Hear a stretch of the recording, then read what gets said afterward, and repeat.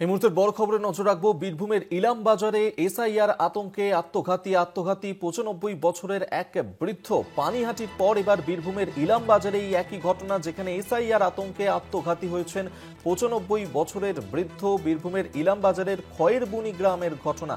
হাসপাতালে রাখা হয়েছে বৃদ্ধের দেহ। আপনারা জানেন যে গতকালই একই ধরনের ঘটনা আমরা পানিহাটিতে দেখেছিলাম, এবার বীরভূমে সেখানেও এই একই ঘটনা ঘটেছে। আমরা এই নিয়েই সরাসরি কথা বলবো। আমাদের সঙ্গে বীরভূম থেকে রয়েছে, ইলাম বাজার থেকে রয়েছেন আমাদের প্রতিনিধি মনা বীরবংশী।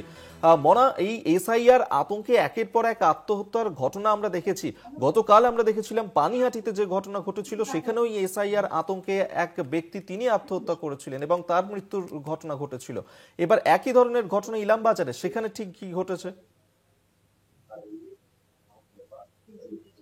দেখো, একেবারেই তাই। দেখো অভিক, এই মুহূর্তে দাঁড়িয়ে সবচেয়ে যেটা বড় খবর এবং গুরুত্বপূর্ণ খবর বীরভূম জেলায়, তুমি জানো যে এই মুহূর্তে দাঁড়িয়ে বিশেষ করে পশ্চিমবঙ্গে রীতিমতো মানুষ কিন্তু আতঙ্কে রয়েছে, বিশেষ করে এসআইআর নিয়ে। তুমি জানো যে অত্যন্ত কম সময়ের ব্যবধানে এসআইআর করার যে প্রক্রিয়া, সেই প্রক্রিয়ায় রীতিমতো চাঞ্চল্য, আতঙ্ক এবং ভীত সন্ত্রস্ত ছড়িয়েছে। ঠিক এই আবহে বলা যেতে পারে এবার বীরভূমে যেটা অভিযোগ আসছে, বীরভূমের ইলামবাজার ব্লক, যেটি ইলামবাজার থানার অন্তর্গত স্কুল বাগান গ্রাম, এখানেই মেয়ের বাড়িতে এসেছিলেন ক্ষিতীশচন্দ্র মজুমদার। বৃদ্ধ ক্ষিতীশচন্দ্র মজুমদার বলা যেতে পারে। তিনি, তার পরিবার এবং এখানকার স্থানীয় তৃণমূল নেতৃত্ব দাবি করছেন যে এই এসআইআর আতঙ্কে বেশ কিছুদিন ধরে ভুগছিলেন এবং সেই কারণেই গলায় দড়ি দিয়ে কিন্তু আত্মঘাতী হয়েছেন তিনি, সেই ক্ষিতীশ বাবু। অবশ্যই আমি একেবারেই এক্সক্লুসিভলি কলকাতা টিভি, একমাত্র এই মুহূর্তে দাঁড়িয়ে অভিক, এক্সক্লুসিভলি কলকাতা টিভি সেই ক্ষিতীশ বাবুর যে বাড়িতে, সেই বাড়ির তার বাড়িতেই রয়েছি আমরা, এবং তৃণমূল নেতৃত্ব এই মুহূর্তে দাঁড়িয়ে এসেছে। আমরা দেখতে পাচ্ছি তৃণমূল, বীরভূম জেলা তৃণমূল কংগ্রেসের কোর কমিটির গুরুত্বপূর্ণ সদস্য, বীরভূম জেলা পরিষদের মৎস্য কর্মাধ্যক্ষ, ইলামবাজার ব্লকের তৃণমূল কংগ্রেসের ব্লক প্রেসিডেন্ট ফজলুর রহমান ছাড়া তৃণমূল নেতৃত্ব। যেহেতু আউশগ্রামে ভদ্রলোক থাকতেন, তার আত্মীয় স্বজন আউশগ্রামে রয়েছেন, আউশগ্রাম 2 নম্বর ব্লকের পঞ্চায়েত সমিতি সভাপতি তারাও কিন্তু রয়েছেন, তার মেয়ে পুতুল বিশ্বাস বসে রয়েছে। বুঝতে পারছো, একটা শোকের ছায়া, একটা শোকের আবহ বলা যেতে পারে। খুব স্বাভাবিকভাবেই এই পুরো ঘটনায় অবশ্যই অভিক, আমরা এই মুহূর্তে দাঁড়িয়ে একটু কথা বলে নেওয়ার চেষ্টা করব। প্রথমেই কোর কমিটির সদস্য রয়েছেন রবি মুর্মু, তার সাথে কথা বলবো। রবিদা, আপনারা এখানে এসেছেন, কি শুনছেন, কি অভিযোগ? দেখুন, যেদিন থেকে এসআইআর এবং এনআরসি কথা শুনেছে মানুষ, এখানে কি হয়েছে, এখানে এসছি আমরা। দেখুন, উনি আতঙ্কে, একজন মজুমদার, ক্ষিতীশ মজুমদার, আতঙ্কে গলায় দড়ি দিয়ে মারা গেছেন। তাই আমরা শোনার সঙ্গে সঙ্গে আমরা উপস্থিত হয়েছি। আমাদের রাজ্যে মাননীয় অভিষেক ব্যানার্জি, উনি এই বিষয়গুলো দেখছেন। যে আপনারা কিছুদিন আগে দেখেছেন পানিহাটি একজন এবং আত্মহত্যা করেছিলেন। তাই আমরা চাই এই দায়টা, এই যে প্রাণ চলে গেল, এই দায়টা বিজেপি সরকারকে নিতে হবে। কারণ এভাবে মানুষকে, ভারতবর্ষের মানুষকে চক্রান্ত করে মেরে দেওয়ার একটা ষড়যন্ত্র তৈরি করেছে বিজেপি সরকার। তাই এর বৃহত্তম আমরা আগামী দিনে প্রতিবাদ করব এবং আমাদের মাননীয় মুখ্যমন্ত্রী মমতা ব্যানার্জি এবং আইকন অভিষেক ব্যানার্জি এই বিষয় নিয়ে লড়ছেন এবং দেখছেন সারা বাংলার মানুষ শান্তিতে থাকুক এবং শান্তিপূর্ণভাবে যেন ভারতবর্ষের মানুষ থাকতে পারে। তার জন্য আগামী দিনে আমাদের মাননীয় অভিষেক ব্যানার্জি দিল্লি ধর্ণা দেবেন। একেবারে অভিক, এখানে ইলামবাজার ব্লকের তৃণমূল কংগ্রেসের ব্লক প্রেসিডেন্ট ফজলুর রহমান তিনি এসছেন।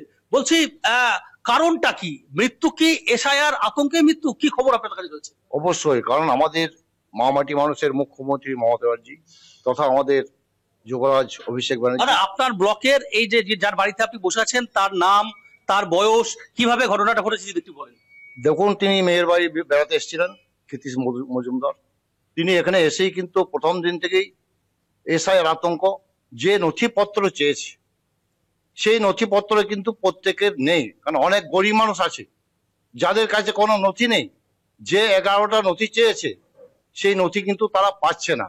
অতএব তারা চিন্তা করছে যে আমরা এসআইআর থেকে বাদ চলে যাচ্ছি, আমরা ভোটাধিকার থেকে বাদ চলে যাচ্ছি এবং আমাদেরকে বাংলাদেশে পাঠিয়ে দেবে। এই আতঙ্কেই আপনারা ঘুরে দেখুন, এই গ্রামে তথা ইলামবাজার বলতে প্রতিটি গ্রামে গ্রামে যান, যারা গরিব মানুষ তারা প্রত্যেকে আতঙ্ক আছে। এটা একজন আত্মহত্যা করলো, আমার মনে হয় এই আতঙ্কে হাজার হাজার মানুষ আত্মহত্যা করতে বাধ্য হবে। আপনারা পরিবারটার পাশে কিভাবে রয়েছেন? আমরা পরিবারের পাশে আছি। আমাদের নেত্রী মমতা ব্যানার্জি যে নির্দেশ দিয়েছেন, যুবরাজ অভিষেক ব্যানার্জি যে নির্দেশ দিয়েছেন, আমরা মানুষের পাশে থাকবো এবং ভারতবর্ষ থেকে যারা ভারতের বসবাস করে তারা প্রত্যেকেই ভারতের নাগরিক, কোনো নাগরিক বাদ যাবে না, সেই গ্যারান্টি আমরা দিচ্ছি।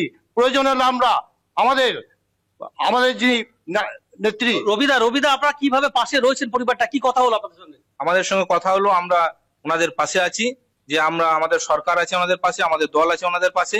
ওনাদের যে অসুবিধা আছে সেই অসুবিধা আমাদের আইকন রাজ্যের যুব সমাজের অভিষেক ব্যানার্জি উনি বারবার বলে আসছেন, ভারতবর্ষের বুকে যেভাবে মানুষের উপর আক্রমণ নেমে আসছে, সে আক্রমণের প্রতিবাদ বাংলার মানুষ আগামী 2026 সালে ব্যালটের মাধ্যমে দেবে। অভিক, আমরা নিহত ক্ষিতীশ মজুমদার তার পরিবার যারা রয়েছেন তাদের সঙ্গে কথা বলবো একটু।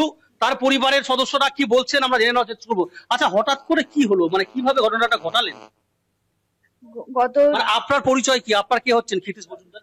কৃষ্ণচন্দ্র মজুমদার আমার দাদু, আমি ওনার নাতনি। আমার এই আউসগ্রাম বিয়ে হয়েছে। আমার বাপের বাড়ি হচ্ছে পশ্চিম মেদিনীপুর, কোতোয়ালি থানা। তো আমার বাবার বাড়িতে বাবা কর্মসূত্রে বাইরে থাকে, মা নেই, মা মারা গেছে অনেকদিন হয়েছে। তো বাড়িতে সেভাবে দেখার কেউ নেই বললে দাদু এখানেও এসে থাকে। এটা আমার পিসির বাড়ি, ইলামবাজার হচ্ছে আমার পিসির বাড়ি। তো দাদু এখানে এসে থাকে।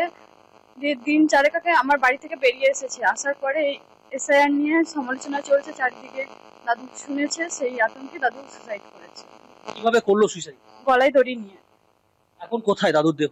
দাদুর দেহ এখন ময়না তদন্তের জন্য নিয়ে যাওয়া হয়েছে। কতটা আতঙ্কিত মধ্যে রয়েছেন? আমরা প্রচুর আতঙ্কে আছি। যদি এসআইআর থেকে আমাদেরও নাম বাদ চলে যায়, আমরা কোথায় যাব? এতদিন এত কিছু করে আসা, এইসব ছেড়ে কোথায় চলে যাব? আর কিভাবে গলায় দড়িটা নিয়েছিল, কিভাবে, কখন হয়েছে এটা, কখন হয়েছে? রাত্রে কখন হয়েছে সেটা বলতে পারবো না। আপনি ছিলেন তো এখানে, আপনি তো মেয়ে। আমি তো ছিলাম, আমি ওই ঘরে শুইতাম। দিয়ে তারপরে কি দেখলেন আপনি? দেখে সকাল বেলায় দেখি বাবা ঝুলছে গলায় ধরে দিয়ে। গলায় দড়ি দিয়ে ঝুলছে। টেনশন করছিল বাবা? হ্যাঁ, টেনশন করছিল। আচ্ছা, আপনারা তো আত্মীয় হচ্ছেন। অভিক, তুমি বুঝতে পারছো যে আউসগ্রাম থেকেও, আউসগ্রাম পঞ্চায়েত সমিতির সভাপতি তিনি দূর সম্পর্কে আত্মীয় হচ্ছেন, তিনিও এসেছেন। আচ্ছা, আপনি তৃণমূলের একজন জনপ্রতিনিধি, আপনারা তো বাড়ির আত্মীয়, কি করে ঘটনাটা ঘটলো? উনি খুব ভালো মানুষ ছিল, খুব শান্তিপ্রিয় মানুষ, ঠাকুর দেবতা নিয়ে থাকে।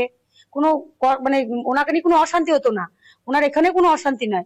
ওনার নাতনি, নাতবো, ওনার মেয়ে ওনাকে খুব ভালোবাসতো। ওনার বাড়িতে কেউ দেখার লোক থাকতো না বলে এখানেও থাকতো, কখনো কখনো আমার বাড়িতেও থাকতো। আমার বাড়িতেও খুব যত্ন সহকারে থাকতো। গত 3-4 দিন আগে আমার ঘর থেকে এসেছে যে আমি আবার 10 দিন পরে আসবো, বাড়ি থেকে এখান থেকে ঘুরে যায়, সেই বলে এসেছে। কিন্তু এই 2-3 দিন আগে হয়তো উনি খবর শুনেছে, এরকম ধরনের খবর শুনেছে এসআইয়ের ব্যাপার। এবার বাংলাদেশ থেকে যারা এসেছে তারা সেই ডিটেনশন ক্যাম্প, নোংরখানা, সেই খবরগুলো তো জানতো, সেই ভয়াবহ ব্যাপারগুলো জানে।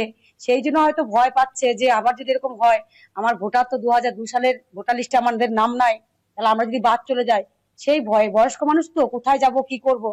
তার চেয়ে বড় কথা, আমার যে ছেলের বউ, ওর বাবার বাড়ি মেদিনীপুরে, ওর 2002 সালে ওর বাবার আধার ভোটার কার্ডের নামের লিস্টে নাম নাই। এবার ওর বাবার যদি এখানে নাম থেকে থাকে, ও কান্না করছে, ভাত খাচ্ছে না, ঘুমাচ্ছে না। ওকে আমি বুঝাচ্ছি টেনশন করিস না। টেনশন করে কি করবি, 2 দিন খাবার খায় নাই, ঘুমায় নাই। এবার এখানে আমি বুঝাচ্ছি, কিন্তু এই বয়স্ক লোকটাকে তো বুঝাবার কেউ থাকে নাই। সে আজকে এরকম ধরনের একটা ঘটনা ঘটিয়ে দিল। একবারই মনে, অর্থাৎ বোঝাই যাচ্ছে যে এসআইআর এর আতঙ্ক, সেই আতঙ্ক কিন্তু তাদেরকে এখনো পর্যন্ত তারা করে বেড়াচ্ছে এবং সেখানে আত্মহত্যার ঘটনাও ঘটিয়েছেন 95 বছরের বৃদ্ধ। আপাতত ধন্যবাদ জানাবো মনা তোমাকে।